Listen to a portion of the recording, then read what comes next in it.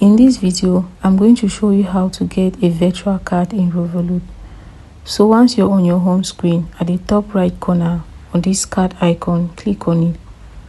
Click on Add New, and you're going to see here different options: physical card, virtual card. Since you want to create a virtual card, go ahead and click on Virtual. And here you can just choose the color which you want your card to have.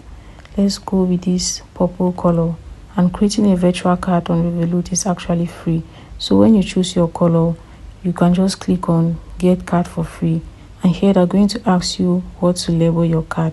Let's just say we want to use this card for to pay for online subscriptions. So let's name the card Subscriptions.